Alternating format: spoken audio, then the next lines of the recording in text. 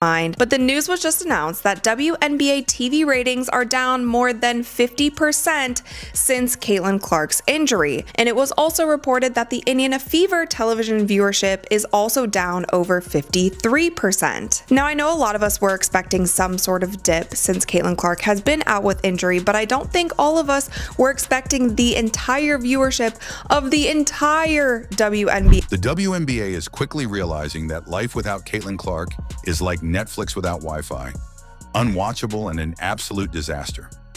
Playoff ratings are crashing faster than your phone battery stuck at 1% in the middle of the night. Now the league is scrambling to figure out how to keep fans tuned in. Did viewers truly disappear, or did they just swap the playoffs for pickleball highlights? Either way, this postseason drama is shaping up to be juicier than a reality TV reunion.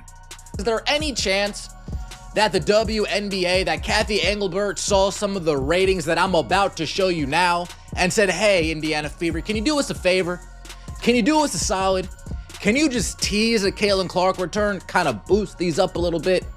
Can you just dangle a Caitlin Clark return in front of the fans' faces, try to boost these ratings up a little bit?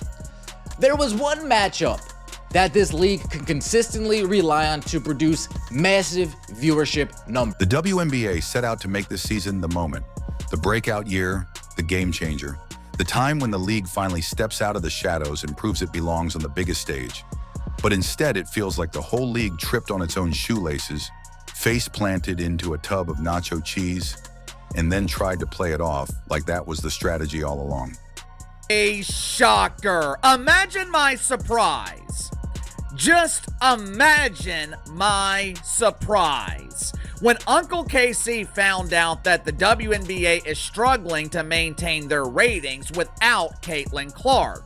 To make matters worse, and this is something I have definitely noticed in the last 3 or 4 weeks, especially since the All-Star game, the WNBA seems to be struggling to maintain interest. Let's be real. This WNBA season has been equal parts thrilling and disastrous, like a beautiful mess you can't stop watching. If you tuned in for the basketball, you got a roller coaster of injuries, questionable foul calls that feel like refs were squinting through cracked lenses, and a commissioner who treats player safety more like a guideline than a priority. And if you came for the entertainment, well, chances are you checked out the moment Caitlin Clark spent more time on the bench than the floor, thanks to defenders treating her ankles like they're free game and turning her into a walking crash test dummy. Caitlin Clark, the operative word that comes to my mind is gratitude. There's an incredible level of gratitude that should be accorded to this young lady with what she did for the sport. How was the attendance for Team USA in the Olympics? What would it have been like if Caitlin Clark was playing on that team? Remember the first game? Look at this right here. National broadcast viewership. What are we talking about here? 1,000, what is that? 1.219? Is that the number? And the game afterwards got 485,000.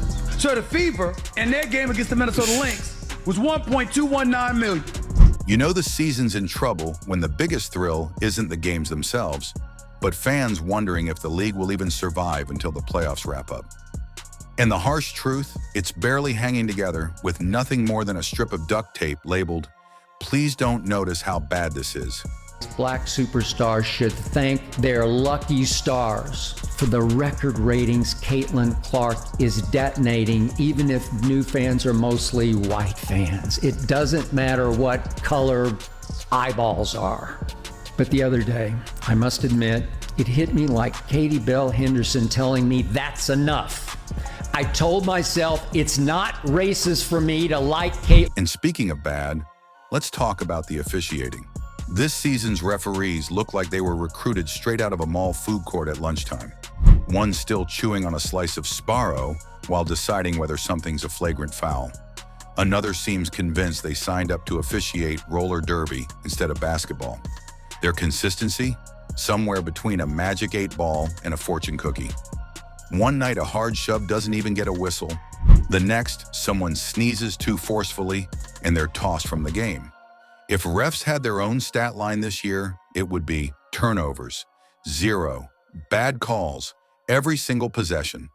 The WNBA has a problem, and that problem is Caitlin Clark not playing in WNBA games. Now, what all does this affect? The ratings are plummeting. Guys, there's ratings for a couple of these games that are eye-popping. All right, let's talk injuries, because this WNBA season is starting to look less like basketball and more like an orthopedic surgeon's holiday catalog. Caitlin Clark has spent more time in recovery than on the court, mostly because defenders treat her like she owes them money. Every drive to the rim feels like a new episode of How Much Can We Hit Caitlin Before the Ref Catches On? Spoiler, the answer is always a lot. And she's not the only one paying the price in this basketball apocalypse. You can almost hear the commissioner's office groan every time another star goes down. Great, one less player to promote. As if Sophie's absence wasn't enough, Angel Reese decided to check out mid-season. Shocking in most sport, sure. But in the WNBA, it almost feels like commentary on the state of the league. When refs look like they're auditioning for clown school, when players are hitting the floor faster than flies in July, and when the commissioner can't seem to steady the ship, why wouldn't someone walk away? Reese probably just figured Instagram was safer than getting tackled like she's trying out for the NFL. A trend that the WNBA is excited about. That's a trend that Kathy Engelbert would say, hey, Fever, hey, Lynn Dunn, hey, Kelly, hey, Amber, can you guys start dangling that Caitlin Clark return like you used to do? You know, before Caitlin Clark gave a statement and you guys were hands off. Can you guys, just string them along a little bit more? We want to get these ratings back up. We want to get these numbers. Here's the reality. None of this is happening in isolation. The WNBA has spent years begging for respect, asking fans, networks, and sponsors to treat it like more than an afterthought. But the league itself keeps tripping over its own feet. The commissioner acts as if protecting players is some outrageous request, as if enforcing rules and keeping stars safe is too much to ask. For a while, though, things looked promising. Pre-Clark's injury, the league was buzzing. ESPN suddenly remembered it existed, SportsCenter started rolling out highlights, and Twitter was full of self-proclaimed basketball experts debating pick and rolls. Then Clark went down, and the momentum collapsed. Ratings nosedived faster than Angel Reese's interest in finishing the season. The problem is clear. When your marketing strategy revolves around one player, and your officiating strategy is let her take the hits, you've built on shaky ground. Sure, some fans will say this is just a tough stretch. Injuries happen, foul calls are part of the game. But let's be real, this isn't bad luck, it's bad leadership. The commissioner is running the league like a substitute teacher who's already lost control of the classroom. Instead of addressing real issues, the WNBA has doubled down on ignoring them, shrugging as stars drop out, pretending everything's fine when officiating makes games unwatchable. Newsflash: fans didn't stick around. Indiana against the Chicago Sky, right after that game, they opened an investigation once again into the fans, where they found nothing, but the damage had already been done at that point. If some of these things happen just one time here and there, or there's one certain media personality who's just always saying these kind of things, then whatever. I feel like fans as a whole can be like, okay, whatever, this person is just a hater. But this is something that has happened over and over and over again, and over time, it starts chipping away at how much you're going to actually care and want to support an organization if they continue to do things. The players who are still standing are being pushed into games that look less like basketball and more like some chaotic mashup of rugby and pro wrestling. Half the time, you can't tell if it's a playoff matchup or WWE SummerSlam. You're just waiting for someone to whip out a steel chair. And yet, the commissioner goes on TV insisting the league is growing and building momentum. Right. That's about as convincing as me claiming I get taller every time I wear heels. Calling this season growth is like calling a house fire mood lighting. It's delusional. These women are pouring everything they have into the game while the system around them is falling apart. They don't deserve refs who blow whistles like they're running a toddler's birthday party. They don't deserve leadership that treats their health like a side quest. They don't deserve a league that only promotes them when it's convenient, then vanishes the moment things get ugly. And yet here we are, the WNBA season staggering toward the finish line, ratings sinking, stars sidelined, and fans left wondering if the league can survive another year like this. If this was meant to be a season of growth, then mission accomplished. It grew into the biggest disaster imaginable. Clark thing, man. I mean, it's embarrassing. It is embarrassing what you guys have done. And then people are catching on to your tactics.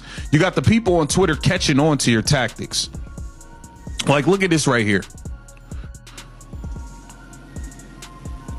Look at this right here. They say ESPN didn't want to show the ratings were down from WNBA All-Star Game because Caitlin Clark. Maybe next year the commissioner will finally take player safety seriously. Maybe referees will actually learn what a foul looks like. And maybe stars like Caitlin Clark will get through a season without being tackled into early retirement. But until then, the WNBA teeters on the edge. And not because fans don't care, but because leadership doesn't. This was supposed to be the year of sold-out arenas, endless hype, and lines outside stadiums like it was the launch of a new iPhone.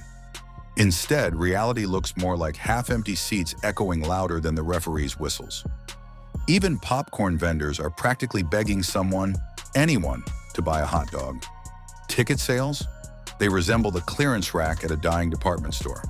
The league insists it's expanding the fan base, while fans are expanding their Netflix queues instead of tuning in. Without Clark drawing viewers, Cunningham energizing the court, or Reese stirring up drama, ticket sales collapse faster than a Jenga tower in an earthquake. And the strangest part? The WNBA keeps trying to spin it. Social media posts roll out with another exciting night of action. Meanwhile, fans in the comments are asking, exciting where? Another dimension? The replies are nothing but tumbleweed memes. When your marketing turns into the comedy section, you know the fans have already checked out.